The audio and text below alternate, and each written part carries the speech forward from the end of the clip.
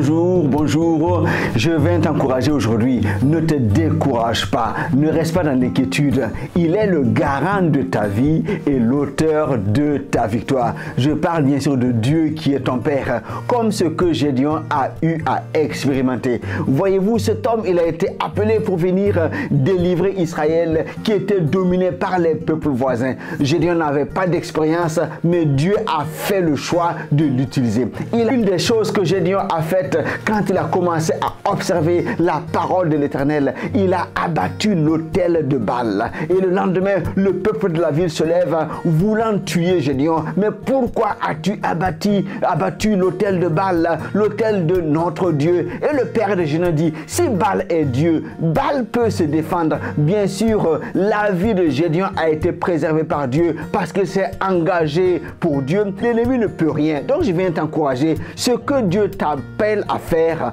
fais-le. L'ennemi ne peut rien contre ta vie si tu t'attaches à Dieu.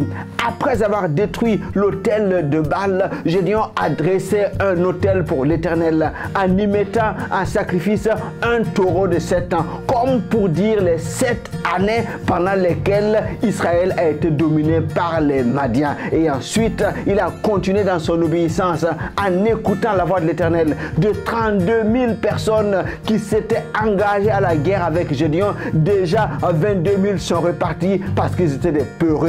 Et le reste, plusieurs sont repartis parce qu'ils n'avaient pas non plus une attitude de guerrier. Seulement 300 personnes sont parties à la guerre avec Gédéon. Mais la stratégie de la guerre, elle était différente.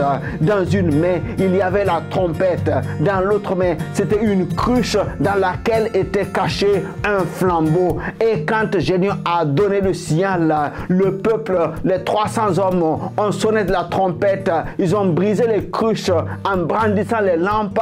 Et dans le camp adversaire qui était entouré par ces 300 hommes, il y a eu la débandade.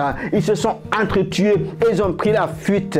Et Israël a eu une victoire totale. Donc je viens t'encourager. Non seulement la vie de Gédéon a été gardée, ainsi que la vie de ces 300 hommes qui l'accompagnaient, mais ils ont eu la victoire. Et tu as remarqué avec moi, ce n'était pas leur effort physique, mais c'était la victoire que Dieu a donnée lui-même. Donc je viens te dire, ne te décourage pas. Dieu est le garant de ta vie et l'auteur de ta victoire. Il faut que tu marches en obéissance à sa voix et le conduis pleinement dans ce qu'il a prévu par avance. Je te souhaite une excellente journée. Allez, à très bientôt.